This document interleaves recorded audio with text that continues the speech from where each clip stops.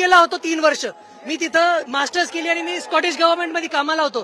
तिथं थोडं काही झालं, 20 पाऊंडचं कुणी डोनेशन घेतलं त्याला रिझाईन करावं लागायचं, सस्पेंड करून टाकायचं.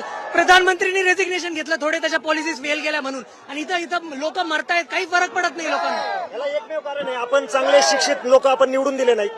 आमचे पूर्वज, माझे वडील आजोबा हे अडाणी होते, पण चांगले लोक त्यांनी संसदेत पाठवले.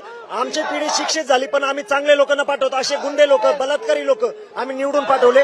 त्याचे परिणाम आम्ही आता भोगत आहोत. आमच्या पोरांवर जे लाठीचार्ज झाले मॅडम, ते आमची चुकी. आम्ही चुकीच्या लोकांना निवडून दिलं, चुकीच्या लोकांच्या हातात देश दिला, त्याचं हे भुगतान आम्ही भुगतोय. आज महाराष्ट्र आणि या देशाच्या सगळ्यात स्ट्रॉंग आणि स्मार्ट युवा बाहेर चाललाय देशाच्या, कारण की त्याला हे फेवरेबल कंडिशन्स वाटत नाही इंडियामध्ये राहणं. जॉब्स नाही आहेत, कुणी पब्लिक अकाउंटेबिलिटी नाही, त्याच्या लाईफची काही व्हॅल्यू नाही, डिग्निटी नाहीये. त्याच्यामुळे त्याला असं वाटतं की इंडियामध्ये राहण्यापेक्षा बाहेर गेल्याला परवडतं. काय देश होता आपला, बेस्ट युथ आपण लूज करतोय आज. तुम्हाला वाटतं की अभिजित दीपके टिकून राहतील? अजून तरी सरकार त्यांच्या मागण्या पूर्ण करत नाहीये दिसताना. टिकून नाही राहिले, आम्ही टिकून राहू. तो नाही तर दुसरा. त्यांच्यावर विश्वास आहे तेवढा की ते अशा एकदम नाही चालू आहे सगळं. हे त्याच्यापेक्षा वर आहे. तो जरी गेला तरी कुणी दुसरं उभा राहील, आम्ही उभा राहू. मी स्वतः त्यांना म्हणलंय की मी पॉलिसी रिसर्चर आहे, काही मदत पाहिजे तर मला पुढे घ्या.